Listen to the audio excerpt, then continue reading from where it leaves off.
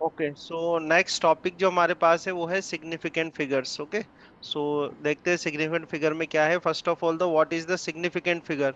तो significant figure क्या होता है? When the measured value is expressed as a number, then some digits which it contains are non reliable plus the first digit which is unreliable. Okay, यानी significant figure होता क्या है? जैसे मान लो आप, ये ग्लास स्लैब है, इस ग्लास स्लैब का आपको मेजरमेंट करना है। ठीक है, ग्लास स्लैब का क्या करना है? आपको मेजरमेंट करना है। ग्लास स्लैब का जो मेजरमेंट है वो आप कर रहे हो सेंटीमीटर स्केल से। किससे कर रहे हो? सेंटीमीटर स्केल से। तो सेंटीमीटर स्केल से अगर इसकी जो भी वाट एवर मेजरमेंट आता है, मान लो आपने मेजरमेंट लिया इसका 5.6 सेंटीमीटर लिया। ठीक है, जैसे मेजरमेंट लिया आपने सेंटीमीटर स्केल से इसका 5.6 सेंटीमीटर, या मान लो फिर आपने रिपीटेड दो ऑब्जर्वेशन लिए, और टू ऑब्जर्वेशंस में आपकी जो रीडिंग आ रही है, एक बार जैसे 5.6 आ गई, एक बार 5.7 सेंटीमीटर आ गई मान लो। तो देखो, आप 5.6 या 5.7 तो सेंटीमीटर स्केल से मेजर कर सकते हो।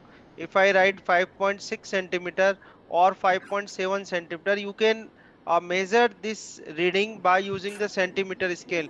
बट अगर मान लो हम आपसे कहें कि 5.63 सेंटीमीटर आप बताओ, इसमें 5.63 मेजरमेंट करके बताओ, तो 5.63 अगर आप मेजरमेंट करते हो, तो 5.63 मेजरमेंट में देखो, ये जो 5.6 है इसके लिए तो आप श्योर हो गए, क्योंकि डेसिमल के बाद वन डिजिट तक तो आप सेंटीमीटर स्केल में क्लियरली रीड कर सकते हो, और आप उसके लिए क्या रहोगे? श्योर रहोगे कि हाँ, ये रिलायबल वैल्यूज हैं जो मैंने मेजरमेंट करी है।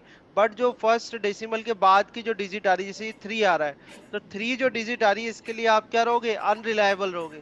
समझ में आ रही है बात? मेजरमेंट करा हमने इस ग्लास स्लेब का, और मेजरमेंट करा हमने, लेंथ मेजर करी मान लो सेंटीमीटर स्केल से। अब सेंटीमीटर स्केल से जो मेजरमेंट करा, तो एक बार 5.6 सेंटीमीटर आया। देखो, if the length of the slab measured by centimetre scale comes out between 5.6 centimetre and 5.7 centimetre, इसके बीच की कोई वैल्यू आ रही है, तो इसके बीच की कोई वैल्यू आ रही है, तो उसके लिए डेसिमल के बाद फर्स्ट डिजिट तक तो आप श्योर रहोगे, पर डेसिमल के बाद फर्स्ट डिजिट के बाद की जो भी डिजिट आएगी वो क्या होगी? अनश्योर होगी, क्योंकि सेंटीमीटर स्केल से आप सेंटीमीटर स्केल से अगर आप मेजरमेंट कर रहे हो सेंटीमीटर में, तो डेसिमल के बाद वन डिजिट तक तो मेजर कर सकते हो, पर वन डिजिट के बाद उससे श्योरिटी के साथ मेजरमेंट नहीं हो सकता। ठीक है, जो रीडिंग आती है आप वो ट्रस्टेबल रीडिंग नहीं रहेगी, पर अप टू वन डेसिमल वो ट्रस्टेबल है। जैसे 5.6 सेंटीमीटर मेजर करा, सो यू कैन मेजर 5.6, 5.7 और 2.6, यानी डेसिमल के बाद वन डिजिट तक तो क्लियर है, पर उसके बाद की कोई वैल्यू होगी तो वो क्या हो जाएगी? अनरिलायबल डिजिट हो जाएगी। ठीक है, तो ये फॉर एक एग्जांपल की बात कर रहा हूं मैं, इसमें सिर्फ एक एग्जांपल ले रहे हैं।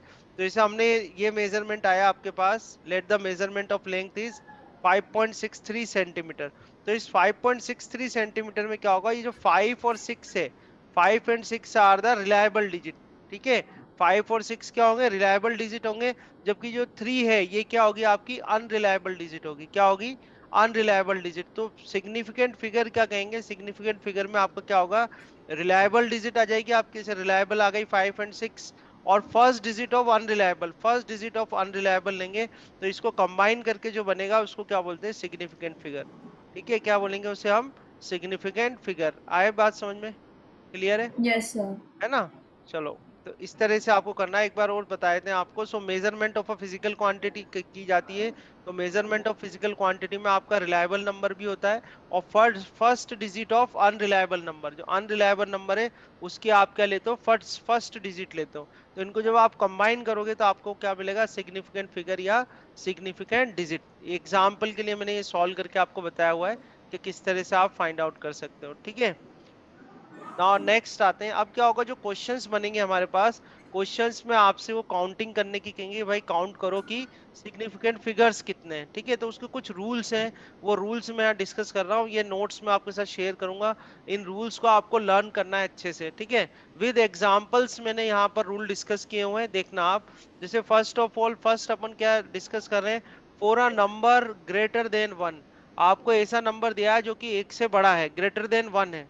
ठीक है, तो उस केस में जब आपसे सिग्निफिकेंट फिगर काउंट करने की कहेंगे, तो आप रूल्स के अकॉर्डिंग कैसे काउंट करोगे? जैसे फर्स्ट रूल हमारा क्या कहता है कि all non zero digits are significant. सारी नॉन जीरो डिजिट्स क्या होती हैं? सिग्निफिकेंट होती है। जैसे ये नंबर दे दिया आपको 2357, ठीक है। 2357 में आपसे कहा कि बताओ सिग्निफिकेंट फिगर्स कितने हैं, तो सिग्निफिकेंट फिगर्स कितने होंगे इसमें, 1 2 3 4, 4 होंगे। क्यों? क्योंकि all non zero digits are significant.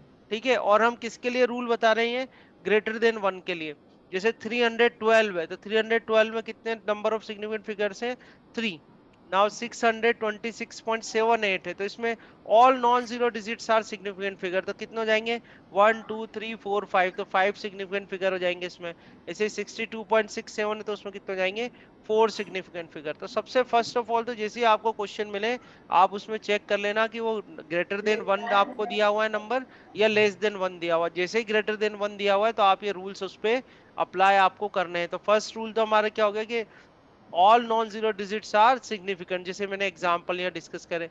Second rule क्या कहता है कि all zeros between two non zero digits are significant, यानी सारे zero between non zero digits अगर कोई जीरो आते हैं तो उसको एज अ सिग्निफिकेंट फिगर आपको काउंट करना है। जैसे 2007 है, तो 2007 में 2 एंड 7 के बीच में दो जीरो आ रहे हैं, तो इन दोनों जीरोस को भी आप as a significant figure count करोगे, तो कितने सिग्निफिकेंट फिगर आ गए इसमें, 4। जैसे 302 में कितना आ जाएंगे, 3 है। 606.78 में कितने हो गए, 1 2 3 4 5, 5 सिग्निफिकेंट फिगर हो गए, है ना। यहाँ देखो 62.07, तो ये भी देखो जीरो क्या आ रहा है, नॉन जीरो के बीच में आ रहा है, तो इसे काउंट करेंगे एज ए सिग्निफिकेंट फिगर। ठीक है, तो फर्स्ट तो हो गया all non zero digits are significant, then all zeros between two non zero digits are significant, और ये 4 एग्जांपल्स मैंने डिस्कस किए हैं। नाउ थर्ड देखो, if the number is without decimal part then trailing zeros are not significant. यानी ये कह रहे हैं कि अगर मान लो विदाउट डेसिमल वाली आपको कोई नंबर दिया हुआ है, और विदाउट डेसिमल वाला जो नंबर है उसमें जो ट्रेलिंग जीरो है, ट्रेलिंग जीरो मतलब पीछे वाले जो जीरो है, उनको काउंट नहीं करते एज अ सिग्निफिकेंट फिगर। ठीक है, उनको एज अ सिग्निफिकेंट फिगर क्या है, काउंट नहीं करते। जैसे यहाँ पर कितने काउंट करोगे, 1 2 3 4, 4 सिग्निफिकेंट फिगर है। जो ट्रेलिंग जीरोस हैं उनको as a significant figure count नहीं करेंगे। ऐसे यहाँ देखो 3 2 2 0 0 दे रखा है आपको, तो ये ट्रेलिंग जीरो है और नॉन डेसिमल नंबर है। तो नॉन डेसिमल नंबर है, तो ट्रेलिंग जीरोस को as a significant figure count नहीं करेंगे। तो यहाँ पर सिग्निफिकेंट फिगर कितना आ गया आपके, 3 सिग्निफिकेंट फिगर आ गए। ठीक है, नाउ फोर्थ रूल देखते हैं, trailing zeros in the decimal part are significant. पर अगर डेसिमल नंबर दे रखा है आपको, तो डेसिमल नंबर में जो ट्रेलिंग जीरोस हैं उनको एज अ सिग्निफिकेंट फिगर हम काउंट करते हैं। जैसे 25.370000 दे रखा है आपको, तो क्योंकि यार डेसिमल आ गया, बिकॉज डेसिमल आ गया, तो डेसिमल नंबर है, तो डेसिमल में पीछे जो ट्रेलिंग जीरो है उन्हें as a significant figure count किया जाता है। तो इसमें कितने सिग्निफिकेंट फिगर हो गए, 1 2 3 4 5 6 7, 7 सिग्निफिकेंट फिगर हो गए। यहाँ देखो 1 2 3 4 5, कितने हो गए, 5 सिग्निफिकेंट फिगर हो गए। आ रहा है समझ में, रूल समझ में आए, चारों रूल 4 रूल्स आए समझ में। ठीक है, यस सर। इंपॉर्टेंट क्या है, आप पहले ही चेक कर लेना कि जो भी नंबर आपको दिया हुआ है वो ग्रेटर देन 1 है या लेस देन 1। ठीक है, क्योंकि अभी हम किसके रूल चेक कर रहे हैं, ग्रेटर देन 1 के, है ना। अब देखो ये वाला बड़ा स्पेशल केस है जो आपको स्पेशली याद रखना है। Only originally measured quantity will indicate the correct number of significant figure. ठीक है, ओरिजिनली मेजर्ड क्वांटिटी, जैसे जो आपने मेजर करा है, बाद में आप यूनिट तो कन्वर्ट कर सकते हो। मान लो आपने मेजरमेंट लिया सेंटीमीटर में, बाद में आप उसको चाहे मीटर में चेंज करो, एमएम में चेंज करो, किलोमीटर में चेंज करो, वो मैटर नहीं करता है। आपको जो सिग्निफिकेंट फिगर मिलेगा, जो सिग्निफिकेंट फिगर इंडिकेट करेगा, वो कौन करेगा, ओरिजिनल मेजर्ड क्वांटिटी, जो पहले जो आपने क्वांटिटी मेजर करी। जैसे यहाँ पर देखा, if measure quantity is 1500 mm। ठीक है, यहां पर आपको देखना, ये थोड़ा इंपॉर्टेंट केस है, ध्यान से देखना आप।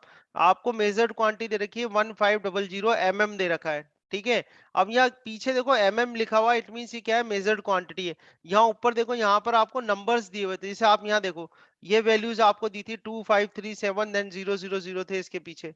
ठीक है, तो अब यहाँ क्या, इस ये मेजर्ड वैल्यू है आपकी। अब अगर आप थर्ड वाले रूल से गए, तो थर्ड वाला रूल तो ये कहता है कि नॉन डेसिमल नंबर जो आपको दिया है, नॉन डेसिमल नंबर में जो ट्रेलिंग जीरोस हैं, वो क्या होते हैं, सिग्निफिकेंट फिगर में काउंट नहीं होते हैं। रूल तो हमारा ये कहता है, देखो थर्ड वाला रूल क्या कह रहा है कि भाई जो नंबर दिया हुआ है आपको, नॉन डेसिमल नंबर दिया हुआ है, नॉन डेसिमल नंबर में जो ट्रेलिंग जीरोस हैं उनको अपन सिग्निफिकेंट फिगर में काउंट नहीं करते।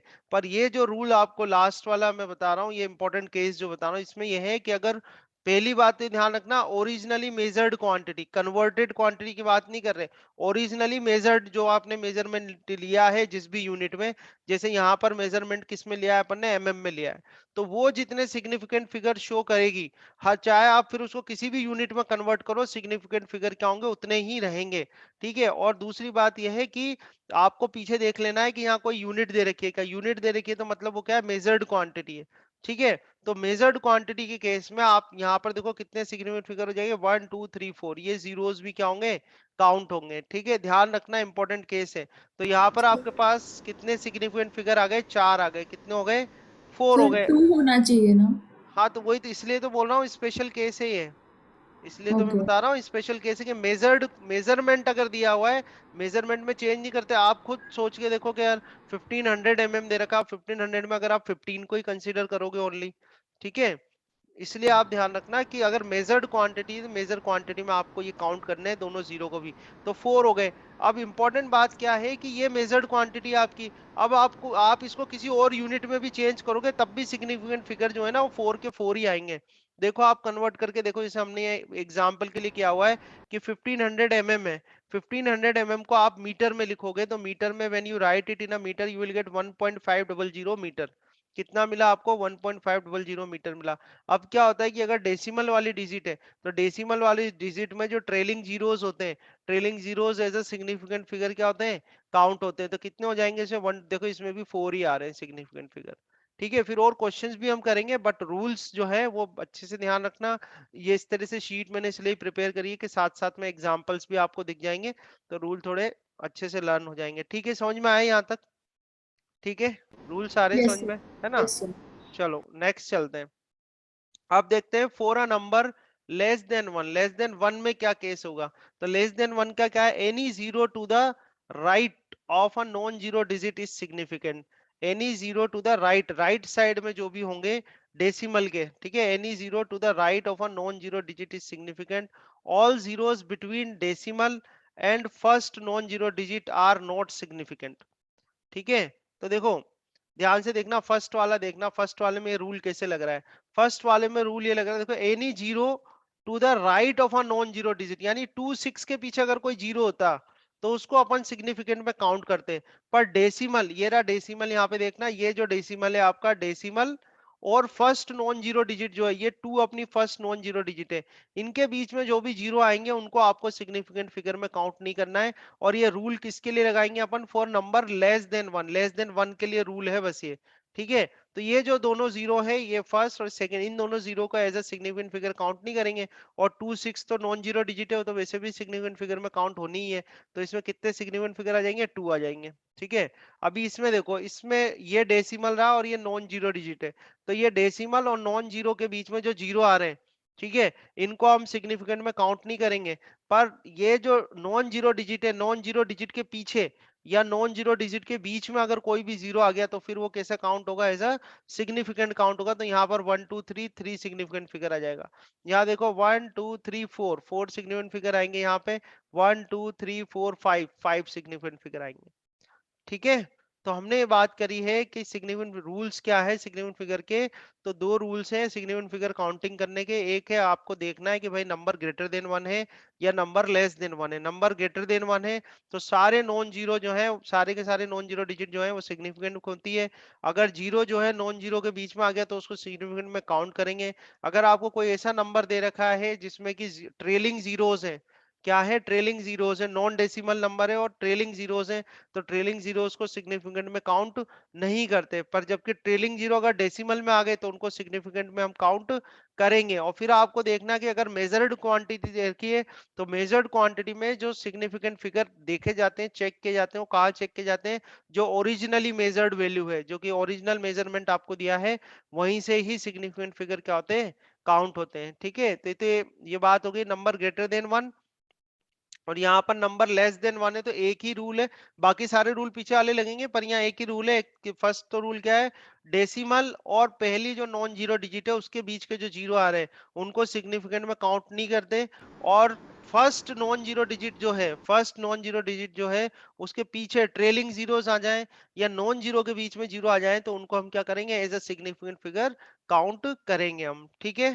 We will count it as a significant figure. आया रूल समझ में? Yes sir. ठीक है, तो ये तो देखो बड़ा मस्त है, क्योंकि क्वेश्चन सीधे सीधे ही बनेंगे, इसमें से आपको कुछ नंबर दे दिया जाएगा या मेजरमेंट दे देंगे और आपसे कहेंगे कि भाई सिग्निफिकेंट फिगर जो है इसमें काउंट करो आप। ठीक है, तो ये बात हुई। आगे देखते हैं कि अब जनरल मैथमेटिकल एनालिसिस तो आप लोग करते ही हो, आपने किए भी हैं, जनरल एडिशन करना, सब्ट्रैक्शन करना। पर जब सिग्निफिकेंट फिगर्स में एडिशन, सब्ट्रैक्शन, मल्टीप्लिकेशन, डिवीजन होते हैं तो उसके कुछ रूल्स हैं, वो आपको फॉलो करने पड़ेंगे। ठीक है, तो अब हम वही रूल्स की बात कर रहे हैं। ठीक है, रूल्स की एडिशन सब्ट्रैक्शन ये तो अभी बात करेंगे, पहले उससे पहले हम ये देख लेते हैं कि राउंडिंग ऑफ कैसे करेंगे सिग्निफिकेंट फिगर्स को। तो ये भी बड़ा इंटरेस्टिंग है, आपने आई थिंक पहले कभी किया भी होगा, बट यहाँ पर बड़े स्पेसिफिक से रूल्स हैं जिसको फॉलो करना है। ठीक है, बड़े इंटरेस्टिंग रूल्स भी हैं, अच्छा लगेगा आपको देखना आप। जैसे फर्स्ट रूल क्या है, if digit to be dropped is less than 5, यानी जिस डिजिट को आप ड्रॉप करो क्या लेस देन 5 है, then the preceding digit remains unchanged. ठीक है, जैसे आपको नंबर दे दिया 7.54। ठीक है, अब 7.54 ये कहने इसकी राउंडिंग करो डेसिमल के बाद 1 डिजिट तक की। ठीक है, समझना क्वेश्चन को, आपसे कह रहे हैं कि डेसिमल के बाद 1 डिजिट तक की राउंडिंग करो, यानी इसकी राउंडिंग करनी है आपको। तो आपको क्या चेक करना है कि इसके पीछे का नंबर कौन है। इसके पीछे का नंबर अगर 5 से छोटा है, समझ रहे हो, ये जैसे 4 जो है वो 5 से छोटा है तो इसको एज इट इज लिख देंगे, तो ये 7.5 राउंडिंग हो गई इसकी। आया समझ में? ठीक है ना। अब इसे नेक्स्ट आपको नंबर दिया हुआ है 7.83। अब इसमें आपसे कहा है कि भाई डेसिमल के बाद 1 डिजिट तक की राउंडिंग करो। तो डेसिमल के बाद 1 डिजिट कौन है, अपनी 8 है। तो आप क्या करोगे, 8 के पीछे देखो, 8 के पीछे कौन है, 3 है। तो 3 जो है वो 5 से छोटा है, तो इसको एज इट इज लिख देंगे, तो 7.8 आ जाएगा। आया फर्स्ट रूल समझ में? ठीक हाँ सर। है ना। अब देखो सेकंड रूल देखो, if digit to be dropped is more than 5 then the preceding digit increased by 1। It means ये है कि जैसे अभी आपको नंबर दे दिया 7.58 दे दिया, अब आपसे कहा कि डेसिमल के बाद 1 डिजिट तक की राउंडिंग करो। तो डेसिमल के बाद फर्स्ट डिजिट की इसकी राउंडिंग करनी है, तो इसके पीछे नंबर देखो कितना है। इसके पीछे नंबर कितना है, 8 है। 8 है तो इसको क्या करेंगे, 1 से बढ़ा देंगे। 1 से बढ़ा देंगे तो मतलब राउंडिंग होकर आपको कितना मिलेगा, 7.6 मिल जाएगा। ठीक है, नेक्स्ट नेक्स्ट आपको दिया हुआ है 7.89। तो वही डेसिमल के बाद 1 डिजिट की राउंडिंग करनी है। आप पीछे देखो कितना 9 है, 9 है तो इसको 1 से बढ़ा देंगे, ये 1 से इंक्रीज कर देंगे, तो रीडिंग कितनी आ जाएगी आपके पास, 7.9 राउंडिंग के बाद। ठीक है, तो दोनों ये रूल तो समझ में आ गए आपको, है ना। पर आप एक चीज नोटिस करो कि इन दोनों ही रूल्स में हम क्या कर रहे हैं, जिस जिस भी डिजिट की राउंडिंग करनी है उसके पीछे अपन चेक कर रहे हैं कि भाई 5 से बड़ा, 5 से बड़ा है कि 5 से छोटा है। अब 5 ही आ गया तो क्या करेंगे। ठीक है, अब अगर 5 ही आ गया तो फिर क्या किया जाएगा, तो क्या है फिर उसके लिए रूल है आपके पास कि if digit to be dropped is 5, जिस डिजिट को आप ड्रॉप कर रहे हो वही 5 है, तो क्या करोगे, इफ इट इज ओनली 5 और 5 followed by 0 then the preceding digits is raised by 1 if it is odd and left unchanged if it is even। ठीक है, अब ये रूल थोड़ा इंटरेस्टिंग है, इसको देखो। जैसे आपको ये वैल्यू दे रखी है 6.350, ये वैल्यू दे रखी है, और ये कह रहे हैं कि इसकी राउंडिंग करो, वही डेसिमल के बाद 1 की राउंडिंग करनी है, डेसिमल के बाद फर्स्ट डिजिट जो है उसकी राउंडिंग करनी है। तो 3 के पीछे देखो क्या आ रहा है, 5 आ रहा है, तो अब तो अपन फंस गए। रूल तो हमारे ये थे कि भाई 5 से बड़ा हो, 5 से बड़ा हो तो 1 से बढ़ा दो, 5 से छोटा है तो एज इट इज लिख दो। पर यहाँ तो 5 ही आ गया, अब क्या करें। ठीक है, तो 5 तो आ गया, वो तो ठीक है, पर ये देखो इफ इट इज ओनली 5 और 5 फॉलोड बाय 0, 5 फॉलोड बाय 0, तो ये जो हमारा 5 है, ये 5 के पीछे कौन है, 0 है। दिख रहा है आपको, 5 के पीछे क्या है, 0 है। तो आपको क्या ध्यान से देखना, समझना रूल को। तो आपने डेसिमल के बाद ये 3 फर्स्ट डिजिट है, इसकी राउंडिंग करनी है, तो आपने इसके पीछे देखा 5 है, तो 5 के पीछे देखना है आपको कौन है। 5 के पीछे अगर 0 है, 5 के पीछे अगर 0 है तो आप इसको चेक करोगे ये इवन है कि ऑड है, ये इवन है या ऑड है। तो अगर ये ऑड है, देखो इधर, अगर ये ऑड है तो इसको क्या करना है, 1 से बढ़ा देना आप, 1 से बढ़ा देना, तो क्या आ जाएगा आपके पास, 6.4 आ जाएगा। समझ में आया। मैं एक बार और रिपीट करता हूँ, माइंड में सेट करना है बात को, कि जैसे इन्होंने कहा कि डेसिमल के बाद की फर्स्ट डिजिट की राउंडिंग करो, तो डेसिमल के बाद की फर्स्ट डिजिट की आपने राउंडिंग करी, तो आपने पीछे देखा 5 आ रहा है, तो जैसे ही 5 आ रहा है आपको चेक करना है कि 5 के पीछे 0 आ रहा है क्या। जैसे ही आपको दिखे 5 के पीछे 0 आ रहा है, तो आप जिसकी भी राउंडिंग कर रहे हो डिजिट की, उसको देखो वो इवन है या ऑड है। अगर ऑड है तो उसको 1 से बढ़ा देना, और अगर इवन है तो उसको एज इट इज लिख देना।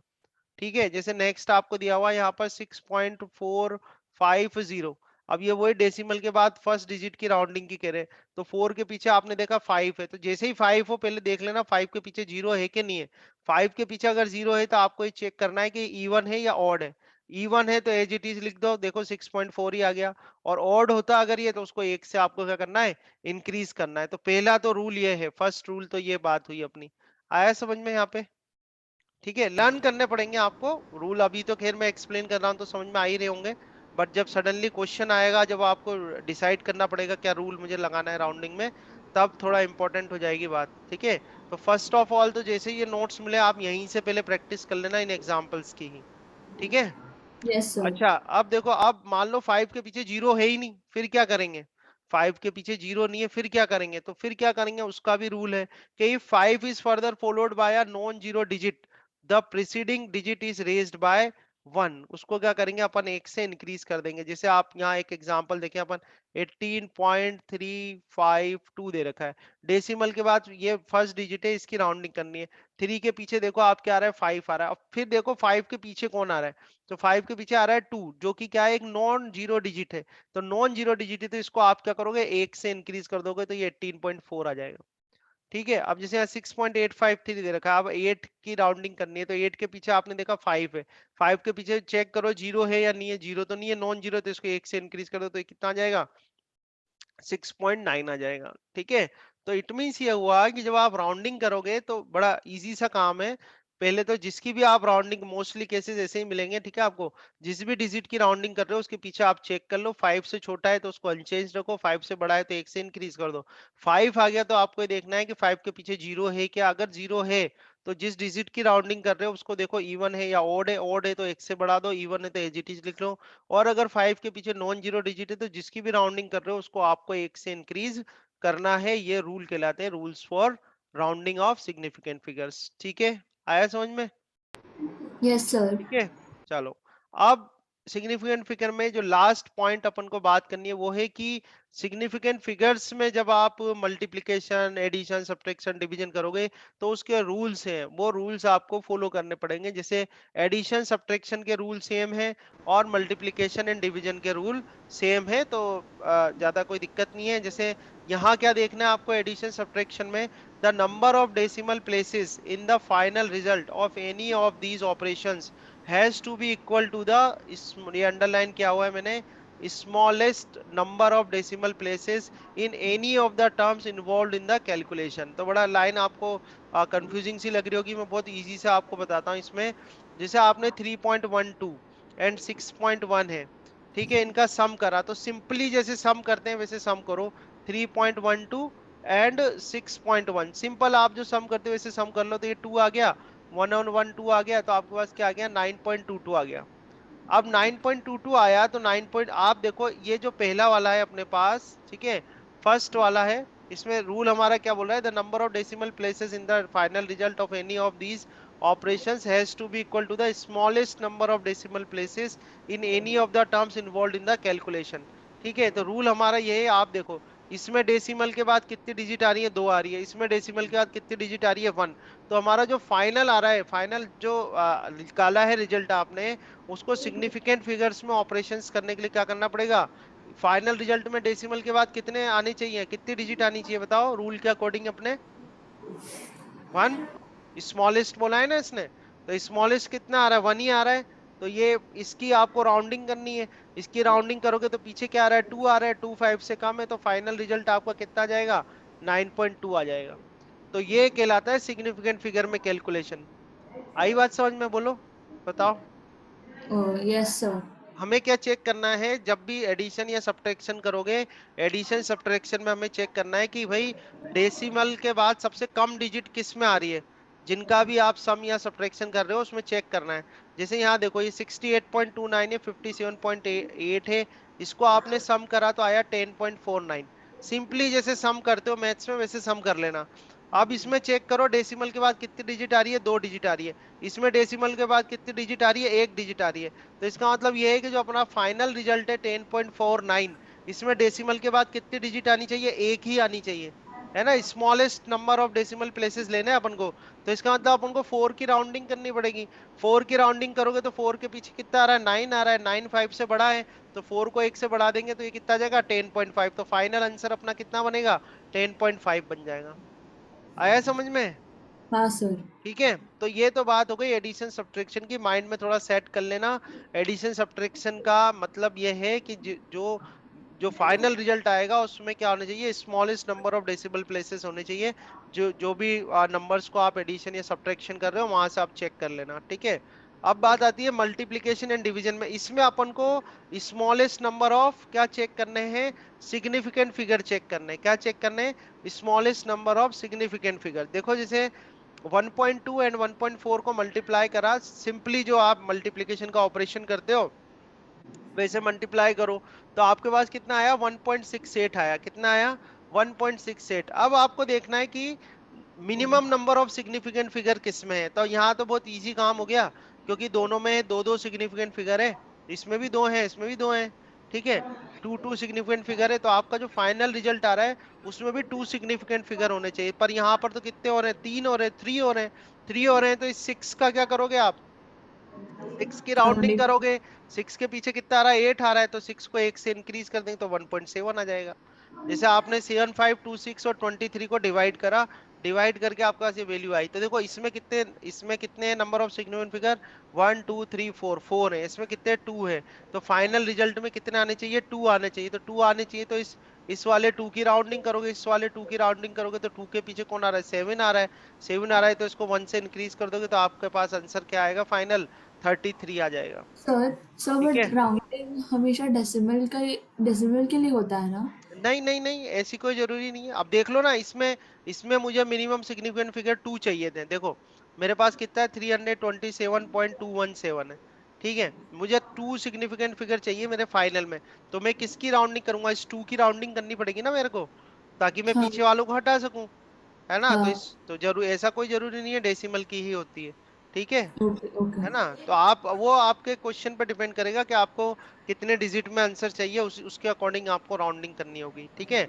तो सिग्निफिकेंट फिगर की जहां तक बात है, सिग्निफिकेंट फिगर के ये जो नोट्स है मेरे, ये इनफ नोट्स है, आपको ध्यान रखना है। तो अब जो भी मेजरमेंट किया जाता है किसी फिजिकल क्वांटिटी का, उसमें रिलायबल नंबर भी होते हैं, नॉन रिलायबल नंबर भी होते हैं। तो reliable number plus first digit of unreliable number मिलके क्या बनाते हैं, आपके सिग्निफिकेंट फिगर बनाते हैं, ठीक है। फिर सिग्निफिकेंट फिगर में काउंटिंग करने की बात है। कोई नंबर आपको दे दिया या मेजरमेंट आपको दे दिया, उसमें सिग्निफिकेंट फिगर की आपको क्या करनी है, काउंटिंग करनी है। तो काउंटिंग करने के लिए रूल आपको देखना है। रूल कैसे देखने हैं, कि जो भी गिवन नंबर है वो वन से बड़ा है या वन से छोटा है। वन से बड़ा है तो ये रूल लगा देंगे, all non zero digit significant, all zero between non zero significant, ठीक है। देन अगर ऐसी नंबर दे रखा है, if the number without decimal, बिना डेसिमल का, और ट्रेलिंग जीरोस हैं तो उनको काउंट नहीं करेंगे, ठीक है। अगर ट्रेलिंग जीरो डेसिमल में आ गए तो वो काउंट किए जाएंगे। और मेजरमेंट अगर कोई क्वांटिटी आपको फिजिकल क्वांटिटी का मेजरमेंट दिया हुआ है, तो उस ओरिजिनल मेजरमेंट में जो सिग्निफिकेंट फिगर होते हैं उन्हें काउंट किया जाता है, वही correct number of significant figure आपके बताते हैं, ठीक है। अगर वैल्यू आपकी वन से छोटी है, यानी जो नंबर आपको दिया गया है वो क्या है, वन से छोटा है, तो डेसिमल और फर्स्ट नॉन जीरो डिजिट के बीच के जो जीरो है उनको काउंट नहीं करते सिग्निफिकेंट में। पर अगर ट्रेलिंग जीरोस है या नॉन जीरो के बीच में जीरो है तो उसको आप काउंट करोगे एज अ सिग्निफिकेंट फिगर, ठीक है। फिर हमने राउंडिंग का रूल पढ़ा, जिसकी राउंडिंग कर रहे हो उसके पीछे की डिजिट चेक करनी है, अगर वो फाइव से बड़ी है तो एक से इंक्रीज कर देंगे, फाइव से छोटी है तो no change as it is रहने देंगे। अगर फाइव ही आ गया तो आपको देखना है फाइव के पीछे जीरो है क्या। अगर फाइव के पीछे जीरो है तो ओड को एक से बढ़ा देते हैं, इवन को एज इट इज रखते हैं, ठीक है। और अगर फाइव के पीछे नॉन जीरो डिजिट है तो कोई भी नंबर हो जिसकी भी आप राउंडिंग कर रहे हो उसको आप क्या करोगे, वन से इंक्रीज कर दोगे। इस तरह से बिल्कुल दिमाग में माइंड में सेट कर लेना आपको जब क्वेश्चन आएगा। एडिशन या सब्ट्रैक्शन कर रहे हो तो आपको देखना है कि जो फाइनल रिजल्ट आ रहा है उसमें क्या हो, smallest number of decimal places हो, जो जिन जिन भी नंबर्स का आप एडिशन या सब्ट्रैक्शन कर रहे हो, ठीक है। और मल्टीप्लीकेशन डिवीजन में अपन चेक करते हैं smallest number of significant figures, ठीक है। तो ये पूरा कंप्लीट हमारा हुआ सिग्निफिकेंट फिगर्स। इन्हीं जो रूल्स यहाँ पर मैंने डिस्कस करे हैं, इन्हीं से रिलेटेड आपसे क्वेश्चन आते हैं, ठीक है ना। सर। हम्म जैसे नॉर्मल ऑपरेशन है कि 97.52 को डिवाइड करा 2.54 से, तो वैल्यू आई 38.3937। तो ये कह रहे हैं सिग्निफिकेंटली अगर इसको कैलकुलेट किया जाए तो क्या आंसर होगा। तो सिग्निफिकेंटली कैलकुलेशन में अपन क्या चेक करते हैं कि भाई minimum number of significant figure किस में है। तो इसमें कितने आ रहे हैं, इस डिजिट में तो 4 है, इस डिजिट में कितने हैं, 3 है। तो हमारे पास जो भी रिजल्ट आया उसमें कितने होने चाहिए, सिग्निफिकेंट फिगर 3 होने चाहिए। तो 3 होने चाहिए, तो अपन क्या करेंगे, इस 3 की राउंडिंग करेंगे। 3 के पीछे देखो 9 है, 9 है तो 1 से इसको इंक्रीज कर देंगे, तो आपका आंसर आ जाएगा 38.4, जो कि करेक्ट आंसर है। ओके। तो आपको लेंथ दे रखी है 2.331 और ये 2.1 दे रखा है, तो पहले तो सिंपली ऐड कर लेते हैं। तो ऐड करोगे तो 13314 0.224 4.431 सेंटीमीटर आ जाएगा। ठीक है। फिर इसमें क्या चेक करते हैं अपन, मिनिमम डेसिमल प्लेसेस चेक करेंगे। तो इसमें तो कितने डेसिमल प्लेसेस, इसमें 3 है। इसमें कितना डेसिमल प्लेसेस है, 1 है। तो अपना जो फाइनल आंसर आएगा उसमें भी 1 डेसिमल प्लेस होने चाहिए, इसके पीछे 3 है। इसकी राउंडिंग कर देते हैं तो एज इट इज रहेगा, तो 4.4 सेंटीमीटर आ जाएगा। चेक कर लेते हैं अपन, अपना आंसर 4.4 सेंटीमीटर करेक्ट है। ठीक है, बिल्कुल सही है। एक क्वेश्चन और ले लेते हैं, फिर मैं क्या अभी एरर करा देता हूँ आपको, फिर एक साथ ही सारे क्वेश्चंस कर लेंगे, एरर के भी क्वेश्चंस बना लेंगे अपन, है ना। बस एक क्वेश्चन और डिस्कस कर लेते हैं ना। ये है क्वेश्चन नंबर 7। क्वेश्चन नंबर 7, ठीक है। देखते हैं, इसमें दे रखा है 25.12, 25.12 आपको दिया हुआ है। और क्या है, 2009, ये 2009 दिया हुआ है आपको। ठीक है, फिर 4.156, 4.156 ये हो जाएगा। और 1.216, 1.217 इंटू 10⁻⁻⁴ ये वैल्यूज हैं। आपको बताना है इनमें सिग्निफिकेंट फिगर्स बताने हैं, ठीक है। सिग्निफिकेंट फिगर्स बताने हैं इनके, क्या क्या है बताओ। फर्स्ट वाले में क्या है, फर्स्ट वाले का आंसर बताओ। हम्म। हेलो सर, हाँ हाँ सिग्निफिकेंट हाँ, बिल्कुल बिल्कुल, बोलो बेटा, फर्स्ट वाले का बताओ, फर्स्ट वाले का आंसर क्या आ रहा है। 4 4। 4 आएगा। अपन को साथ में रूल भी बोलना है ना, all non zero digits are significant figure, ठीक है। अच्छा, सेकंड वाले का आंसर बताओ। सर सेकंड, उधर डेसिमल नहीं है, राइट? नो कोई डेसिमल नहीं है, डिजिट ओके, 2009 है बस। 4 4 4। इसका भी 4 आएगा, because the zero same rule. Comes, zeros come between the non zero digits counted as significant figures, ठीक है। नाउ हियर 4.156 ये भी इजी है, 4 आएगा, all non zero digits are the significant figures. Now in this last number 1.217 into 10⁻⁻⁴, इसमें कितना significant figure होगा। 3। 3 नहीं, ये जो है ना, इनको सिग्निफिकेंट फिगर में काउंट नहीं करते, ठीक है। 10⁻⁻ में जो आ गया उसको सिग्निफिकेंट फिगर में काउंट नहीं करते, तो इसको तो हटाओ। अब इसमें देखो, all non zero digits are counted as significant figure, तो कितनी हो गई, 1 2 3 4, 4। 4 आ जाएगा। ठीक है, आया समझ में।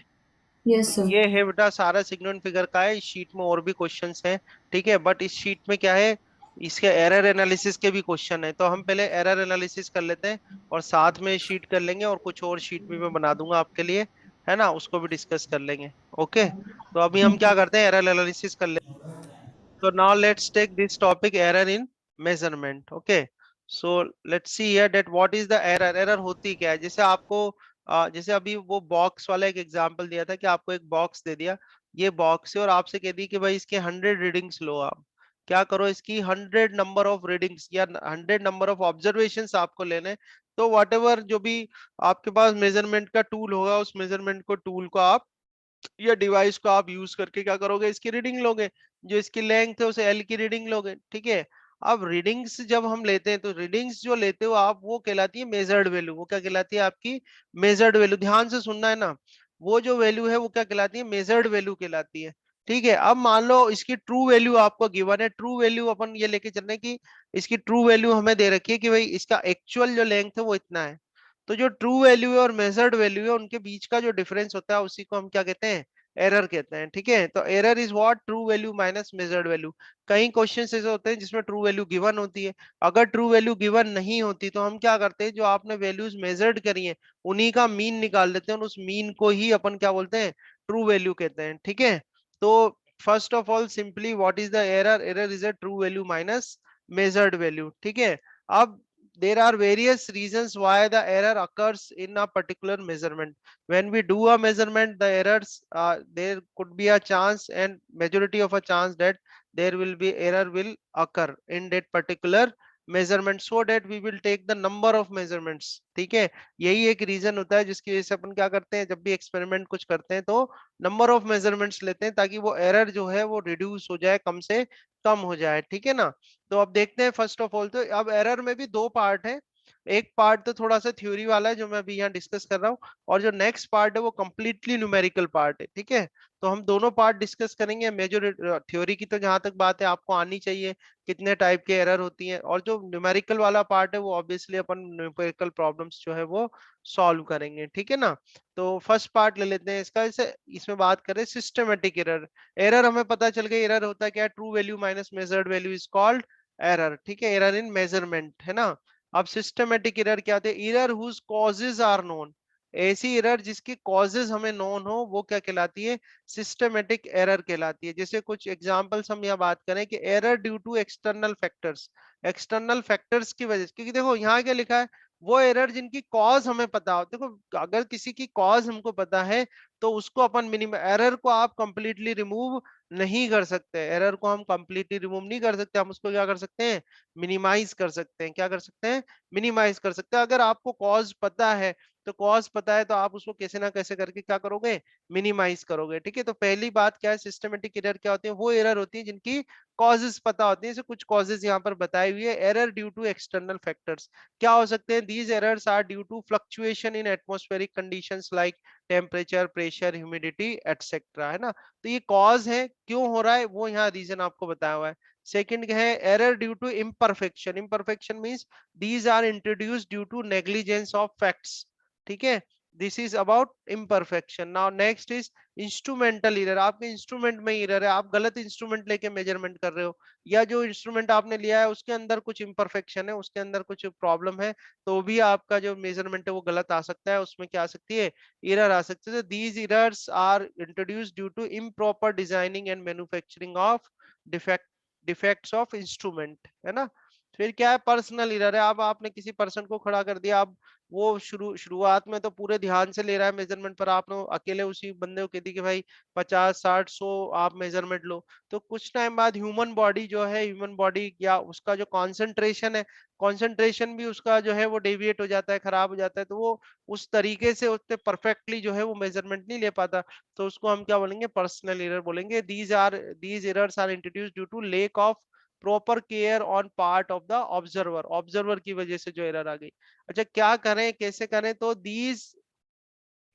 these errors can be minimized by applying some corrections। क्यों? क्योंकि आपको पता है क्यों हो रही है, पता है आपको क्यों हो रही है, तो आप कुछ ऐसे स्टेप्स उठाओ, उसमें ऐसे करेक्शंस करो ताकि वो क्या हो सके, मिनिमाइज हो सके। सो this is the systematic error. क्या होती है सिस्टमेटिक एरर? वो एरर जिसके की कॉज हमें पता हो, ठीक है। और ये कुछ कॉजेज आपको बताए हुए हैं, रीजंस दिए हुए हैं यहाँ पे, ठीक है। नेक्स्ट जो है वो क्या है, रैंडम एरर। रैंडम एरर वो होती है जिनके की कॉजेज आपको नोन नहीं है, कॉजेज आर नॉट नोन, ठीक है। रैंडम एरर्स कौन सी होती हैं? वो एरर्स होती हैं जिनके की कॉजेस हमें पता नहीं है। अब कॉजेस पता नहीं है तो फिर क्या करें?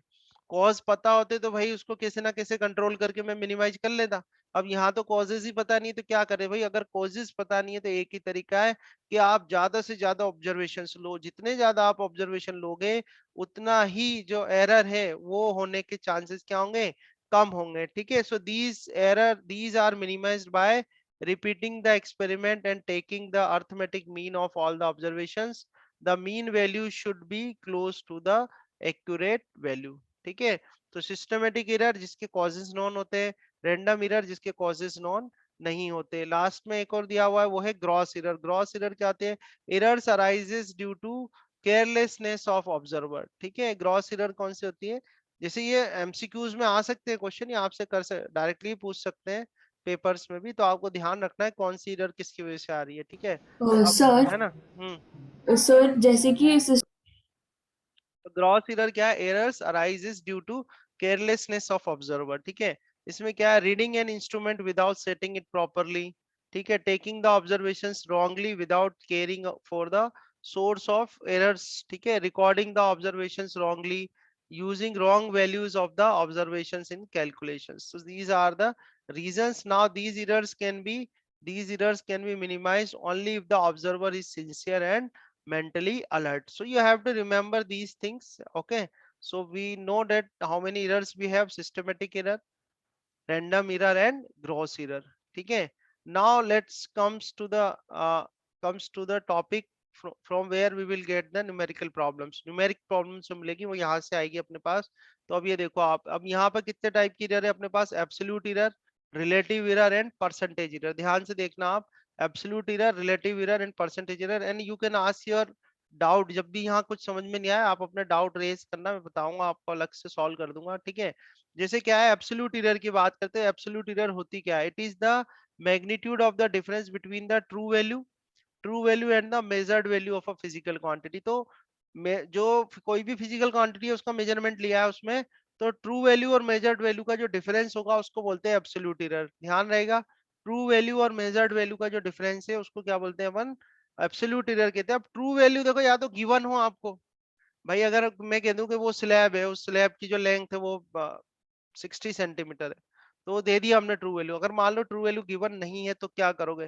तो क्या करोगे, जो भी आपने ऑब्जर्वेशंस लिए हैं, जैसे यहाँ देखो ये ऑब्जर्वेशंस लिए x1 x2 x3 ऐसे करके xn तक ऑब्जर्वेशन लिए, इनका क्या करोगे आप? मीन निकाल लो. मीन कैसे निकालोगे? सम करके नंबर ऑफ ऑब्जर्वेशंस n क्या है? Number of observation, number of observations का डिवाइड कर दो, तो ये जो वैल्यू आपको मिलेगी इसको अपन बोलते हैं ट्रू वैल्यू या मीन वैल्यू. क्या बोलेंगे इसे अपन? ट्रू वैल्यू और मीन वैल्यू. समझ में आई बात? ये क्या कहलाएगी अपनी? ट्रू वैल्यू या मीन वैल्यू. अब एब्सोल्यूट एरर क्या होती है? एब्सोल्यूट एरर ये होती है कि ये जो ट्रू वैल्यू या मीन वैल्यू है, इसमें से आप क्या करोगे, जो मेजरमेंट है उसको माइनस कर देना. जैसे वो कहलाएगी अपनी एब्सोल्यूट एरर. तो absolute error for first observation तो कितनी हो जाएगी? Delta x1. ये आपको ये लगाना है मॉड्यूलस, ये लगाया आपने, तो xm क्या हो गई? मीन वैल्यू, और माइनस x1 क्या हो गया? फर्स्ट ऑब्जर्वेशन हो गया. तो ये आ गई आपके पास absolute error in first observation. Second में लेओगे तो वही, ये लगाया आपने मॉड्यूलस, लगाया xm माइनस x2 आ गया. ऐसे थर्ड में निकालोगे xm माइनस x3, फिर nth में निकालेंगे तो xm माइनस xn. ठीक है, तो ये तो आ गई फर्स्ट में एब्सोल्यूट एरर, फर्स्ट रीडिंग जो थी आपके ऑब्जर्वेशन था उसकी एब्सोल्यूट एरर आ गई, सेकंड की, थर्ड की, ऐसे किसकी आ गई? n की. अब आपको क्या निकालना है? Mean of absolute error. तो मीन ऑफ एब्सोल्यूट एरर क्या करोगे? इन सबका सम करके नंबर ऑफ ऑब्जर्वेशन का डिवाइड कर देना, तो ये मीन ऑफ एब्सोल्यूट एरर आ जाएगी. तो फाइनल जो आएगा आपके पास, the final result of the measured physical quantity x can be written as. तो फाइनल रिजल्ट जो लिखा जाएगा वो कैसे लिखेंगे अपन? xm, ये तो आपकी ट्रू वैल्यू हो गई, ट्रू वैल्यू. ठीक है, और ट्रू वैल्यू या मीन वैल्यू, और फिर यहाँ लिखेंगे प्लस माइनस, और ये आ जाएगा डेल्टा xm. ठीक है. सर हम्म. सर वो प्लस माइनस क्यों है? प्लस माइनस इसलिए है कि देखो, ये भी हो सकता है कि जो आपने, आपकी जो ट्रू वैल्यू है, जैसे आपने ट्रू वैल्यू निकाली 6, मान लो ये सब मीन निकाल के आपने वैल्यू निकाली 6 सेंटीमीटर. अब आपका मान लो पहला ऑब्जर्वेशन जो था वो था 6.1 सेंटीमीटर, पहला ऑब्जर्वेशन था. सेकेंड ऑब्जर्वेशन मान लो आपके पास आया 5.9 सेंटीमीटर आया. तो फर्स्ट वाले में कितना एरर आएगा बोलो? फर्स्ट में कितना एरर आएगा? Plus true. फर्स्ट वाले के लिए क्या करोगे? ये मीन वैल्यू 6 माइनस 6.1 करोगे आप, तो कितना आ जाएगा? माइनस 0.1 सेंटीमीटर आएगा. आएगा नहीं आएगा?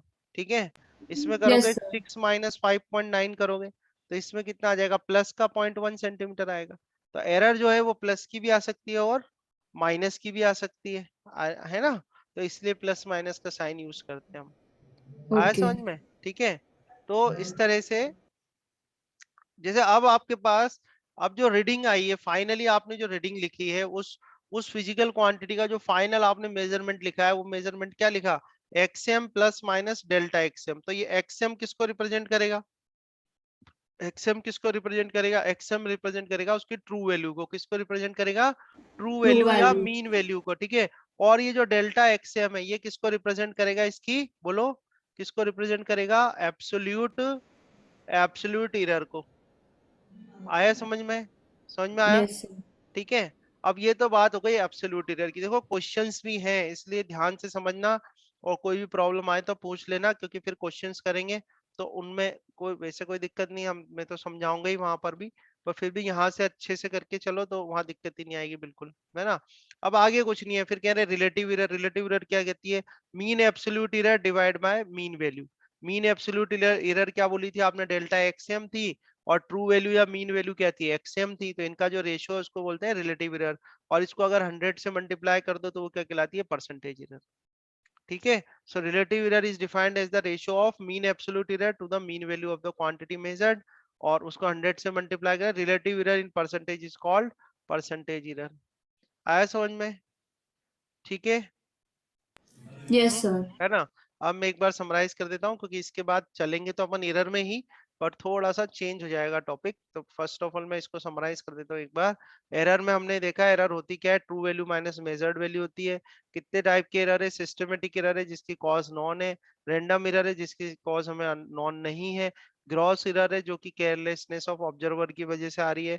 ठीक है। फिर हमने बात करी एब्सोल्यूट एरर की। Absolute error, relative error and percentage error. Absolute error क्या होती है? एब्सोल्यूट एरर आप देखो, it is the magnitude difference between true value and measured value. True value और मेजर्ड वैल्यू की जो डिफरेंस होती है उसको अपन क्या कहते हैं? एब्सोल्यूट एरर कहते हैं। जब फाइनल रीडिंग आप लिखोगे, फाइनल मेजरमेंट जब आप लिखोगे, तो फाइनल मेजरमेंट क्या होता है? ट्रू वैल्यू या मीन वैल्यू प्लस माइनस ये एब्सोल्यूट एरर आ जाएगी। ठीक है। इसके बाद रिलेटिव एरर क्या होती है? Relative error is the ratio of mean absolute error divide by mean value. और इसको रिलेटिव एरर को परसेंटेज में लिखोगे तो उसको बोलते हैं परसेंटेज एरर। ठीक है। यहां तक हो गई बात, है ना। अब क्या होगा कि इनकी कैलकुलेशन कैसे करेंगे, है ना। अब हम बात करते हैं कि इनकी ये है combination of error. Combination of error अगर हो रहा है तो कैसे करेंगे, कि उसकी कैलकुलेशन का क्या तरीका है वो देखते हैं अपन, है ना। कॉम्बिनेशन ऑफ एरर देखेंगे। ठीक है। ये सारे हमें डिस्कस करने हैं अभी, है ना। तो हम बात कर रहे हैं कॉम्बिनेशन ऑफ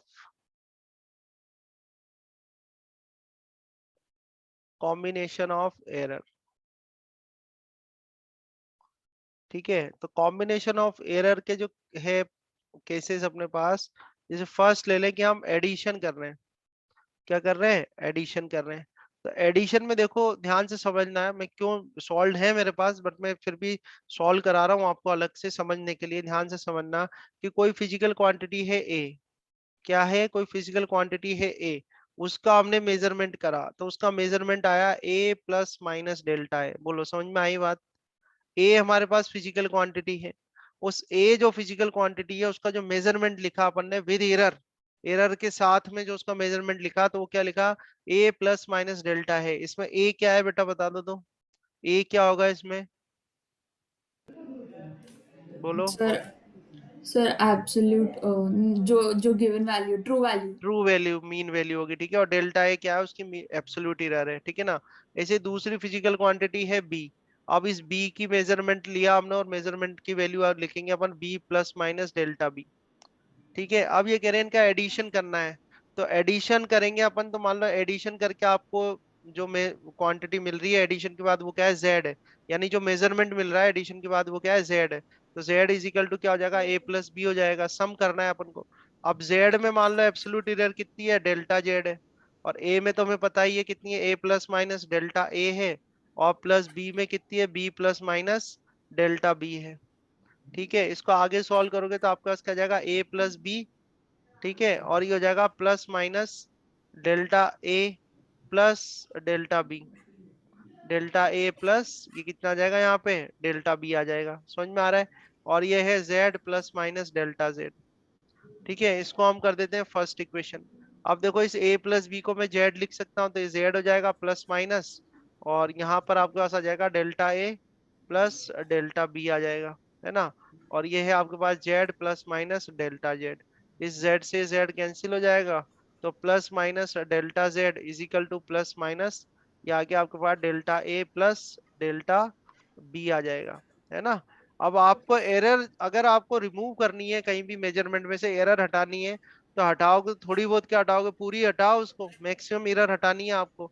तो मैक्सिमम एरर देखो यहाँ पे कितनी आएगी। तो मैक्सिमम एरर निकालने के लिए क्या करते हैं? पॉजिटिव वैल्यू ली जाती है। ठीक है। मैक्सिमम एरर जो निकालनी है, मैक्सिमम एरर के लिए अपन क्या करते हैं, इसमें से पॉजिटिव वैल्यू लेते हैं। तो delta Z is equal to क्या आ जाएगा, delta A plus delta B. बोलो आया समझ में? हम्म, आई बात समझ में? Yes sir. ठीक है, तो फाइनल जो फॉर्मूला होगा कि आपको आपको दो मेजरमेंट दिए होंगे, उन दो मेजरमेंट में मान लो सब एडिशन हो रहा है, तो जब एडिशन करके जो मेजरमेंट मिलेगा उसमें जो एरर होगी वो कितनी होगी, delta A plus delta B. ठीक है, यानी कि वो जो दो जिस भी फिजिकल क्वांटिटी का आपने मेजरमेंट करा था उनके अंदर जो एब्सोल्यूट एरर होती उनके सम के बराबर आ जाएगी, है ना। तो ये तो एडिशन की बात हो गई। जो सेकंड है वो मान लो इसको करते हैं अपन सब्ट्रैक्शन। क्या करते हैं, सब्ट्रैक्शन करते हैं। ठीक है, तो सब्ट्रैक्शन में देखो आप, सब्ट्रैक्शन में भी वही ए ये दे रखा है, ए आपको दे ही रखा है, प्लस में ये बी दे रखा है। अब जेड जो लोगे वो जेड क्या करोगे आप, ए माइनस बी करोगे। क्या करोगे, ए माइनस बी। तो ये Z plus minus delta Z करोगे। यहाँ पर ए को क्या करोगे, A plus minus delta A कर दोगे। ठीक है, माइनस बी को क्या करोगे, B plus minus delta B कर दोगे आप। ठीक है, तो यहाँ से आपके पास क्या जाएगा, ए प्लस माइनस डेल्टा ए। ठीक है, ये माइनस, ये आ जाएगा बी। ठीक है, और प्लस माइनस माइनस और माइनस माइनस प्लस, ये डेल्टा बी आ जाएगा, है ना। इसको और कर लो तो आप ए माइनस बी आ जाएगा। ठीक है, और यहाँ से आ जाएगा प्लस माइनस डेल्टा ए, और ये भी प्लस माइनस डेल्टा बी आ जाएगा। अब इस ए माइनस बी को जेड कर दो तो प्लस माइनस डेल्टा ए और प्लस माइनस डेल्टा बी आ जाएगा आपके पास। और इस साइड क्या है, Z plus minus delta Z. इस जेड से जेड कैंसिल कर देना आप। फिर वही क्या करना है आपको, मैक्सिमम मिरर लेनी है। क्या लेनी है, मैक्सिमम मिरर। तो मैक्सिमम मिरर के लिए क्या लोगे, पॉजिटिव का साइन लोगे। तो delta Z is equal to delta A plus delta B. तो ध्यान रखना, चाहे आप एडिशन ले रहे हो एरर में या सब्ट्रैक्शन हो रहा है, दोनों में जो मैक्सिमम एरर आएगी सम या सब्ट्रैक्शन होके, उसका जो फॉर्मूला है वो सेम ही रहता है, delta Z is equal to delta A plus delta B. और यहाँ पर भी delta Z is equal to delta A plus delta B. आया समझ में, यस सर। Addition subtraction. ठीक है, चलो अब आगे चलते हैं अपन। एडिशन सब्ट्रैक्शन तो आपको आ गया। नेक्स्ट जो थर्ड ऑपरेशन है वो देखते हैं, मल्टीप्लीकेशन। नेक्स्ट अपना ऑपरेशन क्या है, वो है मल्टीप्लिकेशन के केस में क्या होगा, कॉम्बिनेशन ऑफ एरर अपन देख आप रहे हैं। प्रीवियस पेज में जा सकते हो, एक मिनट। हाँ, ठीक है। Okay, yes sir, done. ठीक है, तो अब इसमें आ जाते हैं अपन वापस से, वही है जैसे z इज इक्वल टू, अब क्या करोगे आप, a डिवाइड बाय b कर दोगे। ठीक है बेटा, इसको 1 कर देना। अब आप जानते हैं z को क्या करोगे, z plus minus delta z करोगे। a को क्या करोगे, a plus minus delta a हो जाएगा। और डिवाइड बाय हो जाएगा b plus minus delta b हो जाएगा। ठीक है, अब इसको आगे सॉल्व करते हैं हम, है ना। अरे मल्टीप्लिकेशन है, डिवीजन वाला करने लग गया मैं। इसको डिवीजन कर देते हैं पहले, मल्टीप्लिकेशन इसके बाद कर दूंगा। ठीक है, तो ये डिवीजन वाला है। ठीक है, तो a बाय बी कर दिया, नो प्रॉब्लम, है ना। इधर से ऊपर से a कॉमन ले लो तो 1 प्लस माइनस, ये हो जाएगा delta a divide by a हो जाएगा। ठीक है, और नीचे से b कॉमन ले लो आप, तो b कॉमन ले लो तो ये हो जाएगा 1 प्लस माइनस, ये हो जाएगा delta b divide by b आ जाएगा आपके पास, है ना। इसको हम कर देते हैं a by b. a by b आ गया आपके पास। और यहाँ आ जाएगा 1 plus minus delta a divide by a, and I can write it as 1 plus minus delta b divide by b और रेस टू पावर -1। कितनी पावर कर दी इसकी, -1 कर दी। यहाँ से z कॉमन ले लेता हूँ, तो z कॉमन लूंगा तो 1 प्लस माइनस, ये कितना आ जाएगा, delta z divide by z आ जाएगा। ठीक है, ये पूरा तो इसके अंदर हो गया यहाँ पे, है ना। अब ये देखो, ये z जो है ये इसको कैंसिल कर देगा, क्योंकि z इजिकल टू तो a बाय बी है कि नहीं, सही है ना। और ये 1 प्लस माइनस, ये आ जाएगा delta Z divide by Z, है ना, इजिकल टू। अब आपने एक बाइनोमियल एक्सपांशन होता है जिसको बोलते हैं 1 plus X raise to power N. इसको जब एक्सपांड करते थे आता है 1 plus N X plus dot dot dot, इस तरह से, है ना। फिजिक्स में तो बस इतने टर्म्स तक चल जाएगा काम। इसमें हायर टर्म क्या करते हैं अपन, नेग्लेक्ट कर देते हैं। तो कुछ ये बाइनोमियल एक्सपांशन हम यहाँ पे लगाते हैं। ठीक है, तो देखो ये अंदर यहाँ पर तो क्या है, 1 plus minus delta A divide by a है, ये इसको तो ऐसे ही रहने दो। इसको आप करोगे तो ये आगे ले आओ तो 1 प्लस माइनस माइनस और वापस से प्लस माइनस हो जाएगा ये, और ये आ जाएगा आपके पास डेल्टा बी बाय बी। और इसमें क्या कर देंगे अपन, हायर टर्म्स जो है उनको नेग्लेक्ट कर देंगे। ये कराया अपन ने बाइनोमियल एक्सपांशन। ठीक है, ये -1 को आगे लेके आ गए इसके पास, और हायर टर्म्स को क्या करा, नेग्लेक्ट कर दिया। आगे जब आप इसको 1 से मल्टीप्लाई कर लो तो 1 प्लस सर आप माइनस। हाँ, बाइनोमियल एक्सपेंशन वाला वापस समझाओगे? ये बेटा बाइनोमियल एक्सपांशन होता है मैथमेटिक्स में। इस तरह की एक फॉर्मूला होता है 1 plus X raise to power N. इसको जब एक्सपांड करते हैं तो आता है, फर्स्ट टू टर्म्स लिखी हुई है मैंने only, 1 plus N X, N आगे जाएगा पावर, ये इस तरह से हो जाएगा, ठीक है। फिर इसके बाद और भी टर्म्स आती है, पर अभी हम क्या हायर टर्म्स को क्या करते हैं, नेग्लेक्ट कर देते हैं। ओनली टू टर्म्स ही लेते हैं, यहाँ तक की पावर 1 तक की टर्म ही लेते हैं बस। तो एन की जगह अपने पास देखो यहाँ पे क्या था, -1 था। दिख रहा है आपको, n की जगह यहाँ क्या है, -1 है, तो जैसे ये n आगे आ गया तो -1 भी आगे जाएगा। तो प्लस माइनस माइनस और माइनस माइनस प्लस, तो वापस से प्लस माइनस ही आ जाएगा यहाँ पे। ठीक है, तो ये दो टर्म हमको मिल गई यहाँ। आया समझ में? अब इनको क्या करो, मल्टीप्लाई कर दो। ठीक है, इनको क्या करो आप मल्टीप्लाई करो, देखो क्या आएगा, 1 प्लस माइनस ये आ जाएगा delta B divide by b आ जाएगा, है ना। ये मल्टीप्लाई करा, फिर प्लस माइनस इसको इससे करो तो delta A divide by A बन जाएगा आपके पास। फिर इनको मल्टीप्लाई करो तो plus minus delta A delta B and divide by हो जाएगा बेटा ए बी हो जाएगा। ठीक है, तो इसमें अब क्या करेंगे हम, ये जो टर्म आ रही है आपकी, because delta A and delta B both are the small quantities, so when we multiply these two small quantities, further they will give us a more small quantity. Okay, so what we will do, we neglect this term also, we neglect this term। समझे? जो मैंने अभी जो statement कहा है उसको ध्यान रखना कि डेल्टा ए डेल्टा बी क्या बहुत स्मॉल क्वांटिटीज है, जब इनको मल्टीप्लाई करोगे तो और छोटी क्वांटिटी आ जाएगी। ठीक है, और फिर डिवाइड और कर रहे हो आप उसको ए बी से, तो इन टोटल यहाँ पर से जो अपन को क्वांटिटी मिलने वाली है वो बड़ी स्मॉल क्वांटिटी मिलने वाली है। इसलिए इसको क्या करते हैं अपन, नेग्लेक्ट कर देते हैं। क्या करेंगे, नेग्लेक्ट कर देंगे। ठीक है, तो फाइनली आपके पास जब आगे जो टर्म मिलने वाली है वो होगी 1 plus minus delta Z divide by Z is equal to 1 plus minus delta A divide by A and plus minus delta B divide by B. ठीक है, इसमें इस 1 से 1 कैंसिल हो जाएगा। फिर हमें क्या करना है, यहाँ पर मैक्सिमम एरर लेनी है।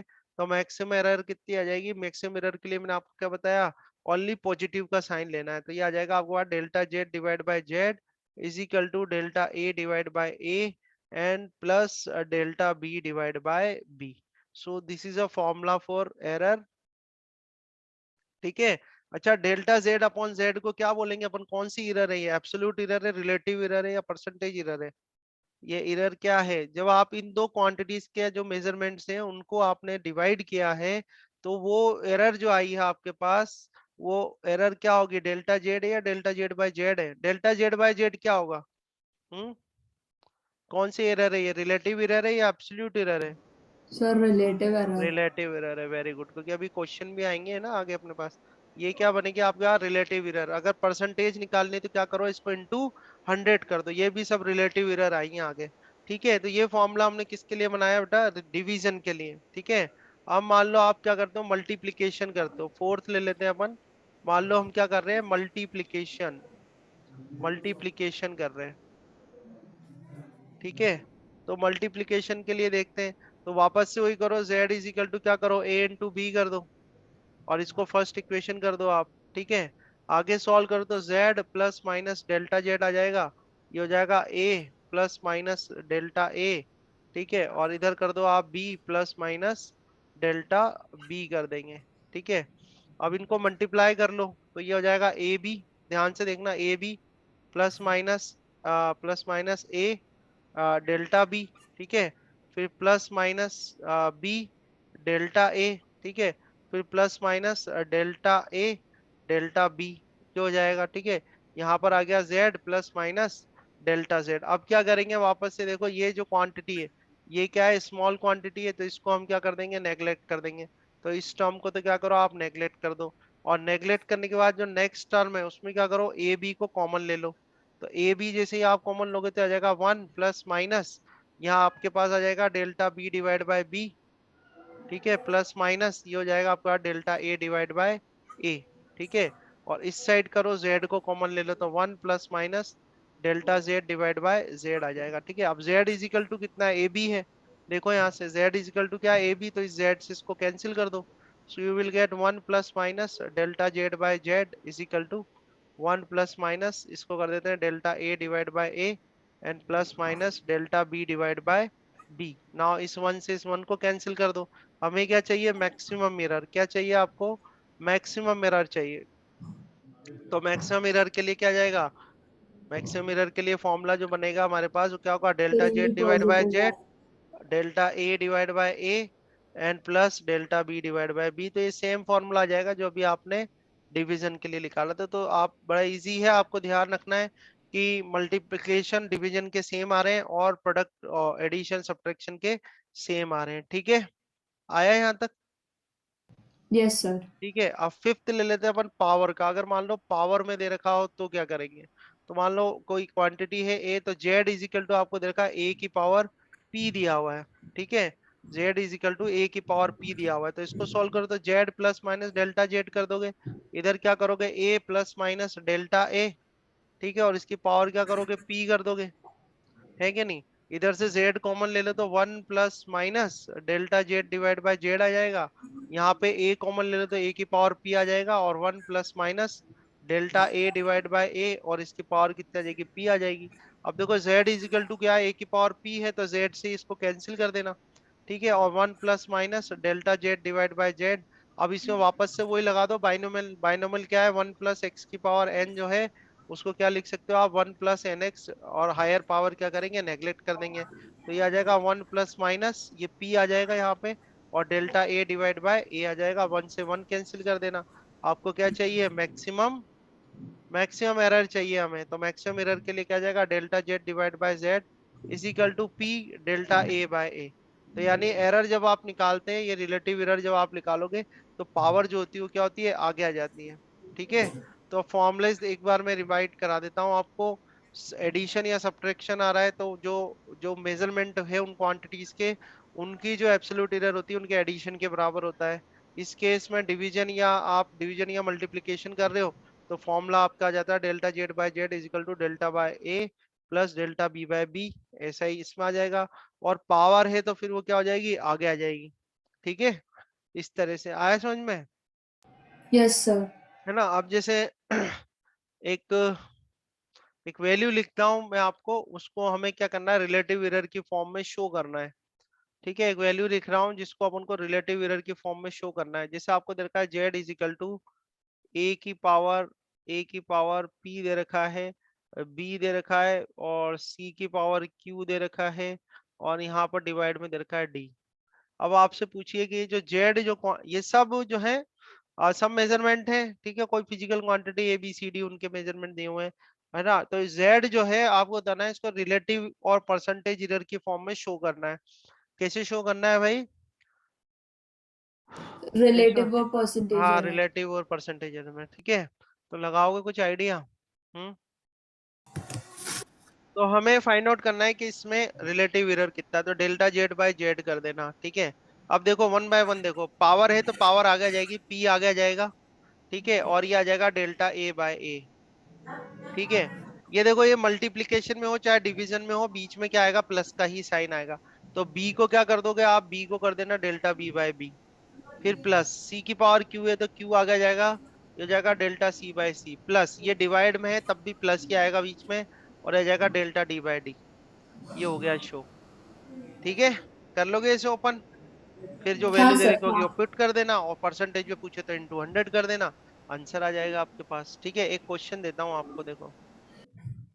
ठीक है, तो ये क्वेश्चन है, क्वेश्चन नंबर 3। इसमें गिवन है कि ए के अंदर जो परसेंटेज एरर है वो 1% है, बी में जो परसेंटेज एरर है वो 3% है, सी में 2% है, और डी में भी 2% है। तो आपको बताना है जेड में कितनी होगी परसेंटेज एरर। ठीक है, ये फाइंड आउट करना है। ओके, तो इसको आप डेल्टा जेड बाय जेड करेंगे। ठीक है, परसेंटेज की बात कर रहा है तो इंटू 100 भी कर देना। तो ये हो जाएगा 2 delta A by A into 100 आ जाएगा। ठीक है, plus 3 delta B divide by B into 100 आ जाएगा, है ना। प्लस सी के लिए हो जाएगा delta C by C into 100, है ना। और प्लस देखो रूट डी रेस्ट पावर 1/2 है, तो 1/2 आ जाएगा, और it will be equal to delta D by D into 100। तो फर्स्ट ऑफ ऑल तो इस तरह से इसको ओपन अप करना है। ठीक है, 2 इंटू ए में परसेंटेज एरर कितनी है, 1, तो इसको 1 कर देना, प्लस 3 बी में परसेंटेज एरर कितनी है, 3, तो यहाँ पे 3 आ जाएगा। सी में परसेंटेज एरर कितनी है, 2, तो 2 कर दो, प्लस 1/2, और डी में परसेंटेज एरर कितनी है, 2 है, तो 2 आ जाएगा। 2 से 2 हटाओ इसको, तो 2 वन जा 2 प्लस 3 3 जा 9, ठीक है, प्लस 2 पॉइंट प्लस, ठीक है ना, 2 आ गया, 3 जा 9 आ गया, ये 2 आ गया और प्लस 1 आ जाएगा, कितने हो गए 14%। सही है, यही आ रहा था क्या, सर 14%। 15 आया, मैंने हाफ हाफ नहीं हाफ किया। भूल गए, कोई दिक्कत नहीं है, आया समझ में, ये हाँ आया, सर। ठीक है। चलो और क्वेश्चन देखते हैं अपन, है ना। ये देखो, इसमें देखा है कि टू रेजिस्टेंस है, दो रेजिस्टेंस है, R1 is equal to 100 plus minus 3 ohm reading है, R2 is equal to 200 plus minus 4 ohm reading है। ये कह रहे हैं कि इन्हें सीरीज में कनेक्ट कर दिया जाए तो इक्विवेलेंट रेजिस्टेंस क्या होगा। तो ये 10th क्लास में अपने स्टडी क्या होगा कि सीरीज कॉम्बिनेशन में जो इक्विवेलेंट रेजिस्टेंस है उसका फॉर्मूला क्या होता है, R is equal to R1 plus R2 होता है। तो सिंपल बात तो यही है, पर यहाँ अपन को क्या है, इसको R plus minus delta R करोगे आप, तो यहाँ पर क्या जाएगा, R1 plus minus delta R1 होगा, ठीक है, प्लस यहाँ पर हो जाएगा R2 और प्लस माइनस क्या हो जाएगा, डेल्टा R2 हो जाएगा। तो आप क्या बनाओगे इसमें, ये हो जाएगा R1 plus R2 and plus minus, ये क्या बनेगा, delta R1 plus delta R2, है ना। तो फाइनल रीडिंग क्या आ जाएगी आपके पास, R1 प्लस R2 यानी 100 प्लस 200 कितना आ जाएगा, 300। 300 प्लस माइनस ये कितना आ जाएगा, 3 प्लस 4 7। तो फाइनल आपका आंसर कितना आ जाएगा, 300 प्लस माइनस 7 हो। आया, इस तरह से सॉल्व करना है आपको, ठीक यस सर। है ना। ये मैंने ही कर दिया, बताते बताते मैं पूछने वाला था आपसे। तो question is the percentage error in the measurement of mass and space are 2% and 3%। तो परसेंटेज एरर दे रखी है आपको, परसेंटेज एरर गिवन है मास में, ठीक है, मास एंड स्पीड, मास और स्पीड में जो है वो परसेंटेज एरर दी हुई है आपको। और ये परसेंटेज एरर है मास के अंदर तो है 2% की, और स्पीड में गिवन है 3% की एरर, ठीक है। तो ये कह रहे हैं कि how much will be the maximum error in the estimate of kinetic energy obtained by measuring mass and speed. ये कह रहे हैं मास और स्पीड को मेजरमेंट क्या है, तो बताएं कि जो काइनेटिक एनर्जी है, काइनेटिक एनर्जी में कितनी परसेंटेज एरर होगी, how much percentage error will be in kinetic energy. Okay, so this is a question. So how you will approach to solve this question, what is your first thought to solve this question, क्या thought है आपका, क्या किया जाए। Sir kinetic energy का formula. Formula लिख देते हैं, very good. So formula is E k is equal to half mv square, then what we will do next. Sir उसमें हाफ एम वी स्क्वायर है, तो फिर हम रिलेटिव एरर वो एक्सपैंड करेंगे। बिल्कुल, तो and delta e divide by e कर देंगे यहाँ पे 1/2 को, तो तो we will half not, half will be half there. नहीं, इस हाफ को नहीं, we will not take this half, इसको नहीं ओके। लेंगे, क्वांटिटी को लिया जाता है, फिजिकल क्वांटिटी, मेजरमेंट तो इसी का कर रहे हो ना आप, इन्हीं में वेरिएशन कर रहे हो ना। तो delta m by m into 100 हो जाएगा, और plus 2 it will be equal to delta v by v into 100, ठीक है। तो ये वैल्यू आ गई, आई थिंक अब तो बहुत इजी आप कर लेंगे। इसको इंटू 100 कर ही लो आप, इसमें परसेंटेज एरर कितनी है, मास में कितनी है, 2 का है, प्लस 2 इंटू स्पीड में कितना है, 3 का, 3 2 जा 6 2 8, तो answer will be equal to 8%, ठीक है, 8% आ रहा है, बिल्कुल करेक्ट है। आया समझ में। So next question is the error in the measurement of radius of a sphere is 2%, ठीक है। रेडियस के अंदर जो एरर है वो गिवन है आपको 2%, ठीक है। रीड करता हूं दोबारा, the error in the measurement of radius of a sphere is 2%, what would be the error in the volume of the sphere. So what would be the error in volume of the sphere, sphere में percentage volume की जो है percentage error बतानी है आपको, ठीक है। Volume का आपने फॉर्मूला लगाया होगा, वॉल्यूम का फॉर्मूला स्क्वायर के लिए 4/3 πr³ होता है। परसेंटेज में क्या होगा, तो delta v by v into 100 करोगे, 4/3 पाई का कुछ नहीं करना आपको, ये 3 delta r by r into 100 करोगे, ये आपको गिवन है 3 into 2, so your answer will be equal to 6%। Correct answer है, बिल्कुल 6% ही आएगा आंसर इसका, ठीक है। नेक्स्ट क्वेश्चन देखो, नेक्स्ट क्या है, if the error involve in the measurement of a side and mass of a cube are, तो साइड मान लेता हूं मैं, एल मान लेता हूँ साइड को, तो साइड में जो है साइड में जो एरर है वो 3% की है, तो 3% कर देता हूँ, है ना। और मास में जो एरर है वो 4% की है, तो मास में जो एरर है वो 4% कर देते हैं, ठीक है। ये कह रहे हैं कि what is the maximum permissible error in the density of the material, आपको बताना है कि डेंसिटी में कितनी मैक्सिमम परमिसिबल एरर होगी, बताओ।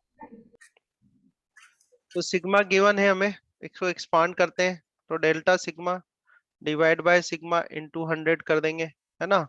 और यहाँ से आपके पास बनेगा twice delta r by are into 100 हो जाएगा, ठीक है।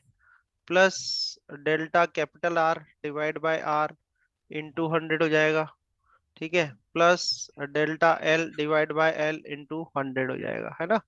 तो 2 ये करा हमने। अब हमें बताओ डेल्टा आर की वैल्यू क्या पुट करेंगे बेटा। डेल्टा आर क्या पुट करूं मैं, how much. 0.02। 0.02, very good, 0.02 put करेंगे। और आर की वैल्यू, स्मॉल आर की वैल्यू 0.2। 0.26, तो ये 0.26 आ जाएगा, इंटू 100 कर देंगे, है ना। प्लस यहाँ पे अब ये आ ही गया बस आपको, तो ये 1 आ जाएगा, डिवाइड बाय कैपिटल आर हो जाएगा आपके पास। अच्छा, कैपिटल आर मीन्स 32, ठीक है। तो 32 इंटू 100 आ जाएगा हमारे पास। देन प्लस डेल्टा एल, तो delta L 0.01 divide by 78 and into 100 कर देंगे, ठीक है। ये मल्टीप्लाई करा 100 इन्होंने, कोई बात नहीं। अच्छा, इसको हम ये कर सकते हैं कि 2, और यहाँ पर ये कर दें कि 0.02 डिवाइड बाय 0.26, ठीक है।